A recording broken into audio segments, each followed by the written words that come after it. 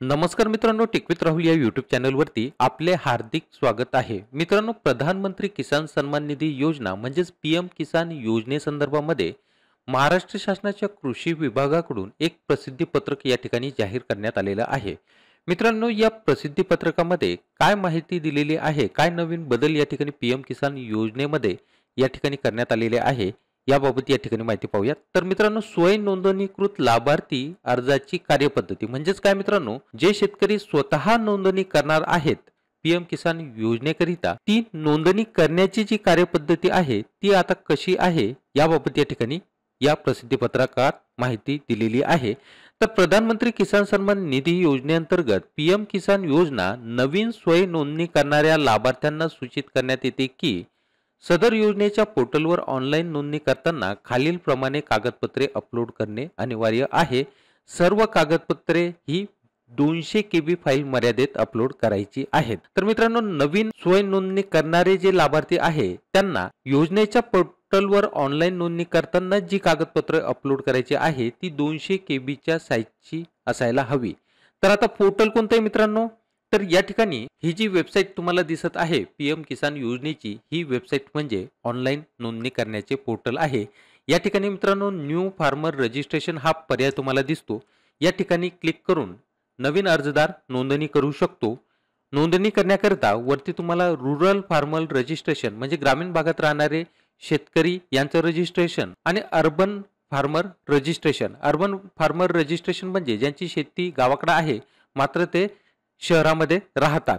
तर मित्रांनो, या ठिकाणी तुम्ही आधार नंबर, त्यानंतर मोबाईल क्रमांक, त्यानंतर या ठिकाणी राज्य निवडायचं आहे आणि हा या ठिकाणी दिसणारा कॅप्चा या राखाण्यात टाकून गेट OTP पर्यायावरती क्लिक करायचा आहे आणि OTP टाकून नंतर तुम्ही पुढे गेल्यानंतर जी माहिती विचारणार आहे त्या माहितीमध्ये तुम्हाला जी कागदपत्रे अपलोड करायची आहे ती कागदपत्रे 200 KB साईजची असायला हवी किंवा 200 KB पेक्षा कमी सुद्धा चालेल. आणखी पुढे काय माहिती आहे ती या ठिकाणी पाहूयात. तर आता कागदपत्रे कोणकोणती अपलोड करावी लागतात? तर मागील 3 महिन्यातील डिजिटल किंवा तलाठी सहीचा 7/12 उतारा हा अपलोड करायचा आहे. त्यानंतर जमीन नोंदीचा फेरफार म्हणजेच लाभार्थीच्या नावे जमीन धारणा 1/2/2019 पूर्वीचे असणे आवश्यक आहे. अपवाद वारसा हक्काने झालेले जमीन हस्तांतरण म्हणजे मित्रांनो, ज्या शेतकऱ्यांची शेती ही 1/2/2019 पूर्वी नावावरती आहे तेच शेतकरी या ठिकाणी नोंदणी करू शकता. याला अपवाद मात्र वारसा हक्काने ज्या जमिनीचं हस्तांतरण झालेलं आहे ते शेतकरी या ठिकाणी आहेत. त्यानंतर मित्रांनो, वारसा नोंद फेरफारावर मयत दिनांक 1/2/2019 नंतरची असल्यास ज्याचा नावावरून वारसाने जमीन आली त्याच्या नावे जमीन आलेला असलेला फेरफारही या ठिकाणी सोबत जोडायचा आहे. त्यानंतर पती पत्नी व 18 वर्षाखालील अपत्यांचे आधार कार्ड सर्व एकाच पानावर स्कॅन करायचे आहेत. वरील सर्व ऑनलाईन अपलोड केलेली कागदपत्रे पडताळणी अंती सदर लाभार्थ्यांना या योजनेकरिताची मान्यता ही मिळते. तर अशा प्रकारे या ठिकाणी स्वयं नोंदणीकृत लाभार्थी अर्जाची कार्यपद्धती या ठिकाणी आता ठरविण्यात आलेली आहे. तर मित्रांनो, आता या ठिकाणी काही शेतकरी हे या योजनेच्या नियमामध्ये बसत नसल्या कारणाने अपात्र ठरलेले होते, मात्र आता ते पात्र ठरत आहे. ज्या कारणामुळे ते अपात्र ठरत होते ते कारण आता दूर झालेलं असून आता ते या ठिकाणी या योजनेकरता पात्र आहेत. अशा वेळी मित्रांनो, लाभार्थी अपात्रता मागे घेण्याची जी कार्यपद्धती असणार आहे ती कशी आहे तर या ठिकाणी त्याबाबत सुद्धा माहिती दिलेली आहे. अपात्रता मागे घेण्याचा विहित नमुन्यातील अर्ज याबाबत मित्रांनो आपल्या YouTube चॅनलवरती लवकरच तुम्हाला व्हिडिओ पाहायला मिळेल.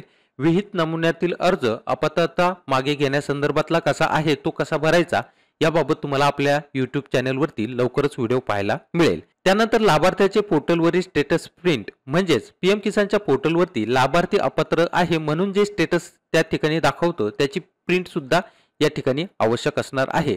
याबाबत सुद्धा लवकरच व्हिडिओ तुम्हाला पाहायला मिळेल. त्यानंतर आधार कार्ड यामध्ये पती पत्नी व 18 वर्षाच्या आतील अपत्यांचा समावेश असायला हवा. त्यानंतर परिशिष्ट ब कृषी सहाय्यक यांनी प्रमाणित केलेले याबाबत सुद्धा तुम्हाला पुढच्या व्हिडिओमध्ये माहिती पाहायला मिळेल. त्यानंतर नवीन 7/12 व 8 उतारा डिजिटल किंवा तलाठी सहीचा या ठिकाणी चालेल. त्यानंतर वरील प्रमाणे जमीन नोंदीचा फेरफार, वारसा नोंदीचा फेरफार, वरील सर्व अपात्रता मागे घेण्याची कागदपत्रे 2 प्रती तालुका कृषी अधिकारी कार्यालयात सादर करायची आहेत. मित्रांनो, या ठिकाणी लाभार्थी अपात्रता मागे घेण्याची जी कार्यपद्धती आहे ही ऑनलाईन नसून लाभार्थ्याकरिता ऑफलाईन आहे। या ठिकाणी दिलेले कागदपत्र 2 प्रतीमध्ये तुम्हाला तुमच्या तालुका कृषी अधिकारी कार्यालयात सादर करायची आहेत। त्यानंतर त्यांच्याकडून ती ऑनलाईन पद्धतीने पुढे सादर केल्या जातील व तुमची अपात्रता ही मागे घेऊन तुम्हाला त्या ठिकाणी या योजनेकरता पात्र ठरविण्यात येईल। तर मित्रांनो, अशा प्रकारे या ठिकाणी प्रधानमंत्री किसान सन्मान निधी योजनेच्या नवीन स्वयं नोंदणीकृत लाभार्थी अर्जाची कार्यपद्धती या ठिकाणी नव्याने ठरवण्यात आलेली असून तसेच जे लाभार्थी काही कारणामुळे अपात्र ठरलेले होते त्यांची अपात्रता मागे घेण्याची कार्यपद्धती सुद्धा या ठिकाणी शासनाकडून आता नव्याने या ठिकाणी जाहीर करण्यात आलेली आहे। तर मित्रांनो, तुम्हाला हा व्हिडिओ आवडला असेल तर या व्हिडिओला लाईक करा, तसेच इतरांकरता हा व्हिडिओ शेअर करायला विसरू नका। तसेच मित्रांनो, तुम्ही आपल्या चॅनलवरती नवीन असाल आणि अद्याप आपल्या चॅनलला सबस्क्राईब केलेलं नसेल तर खाली लाल कलरच्या सबस्क्राईब बटनवरती क्लिक करून समोरील बेल आयकॉनवरती क्लिक करायला विसरू नका, जेणेकरून अशाच नवनवीन माहिती आधारित व्हिडिओचे नोटिफिकेशन्स तुम्हाला तुमच्या मोबाईलवरती मिळत राहतील। तर चला मित्रांनो, भेटू लवकरच अशाच माहिती आधारित पुढील व्हिडिओमध्ये। तोपर्यंत जय हिंद, जय महाराष्ट्र।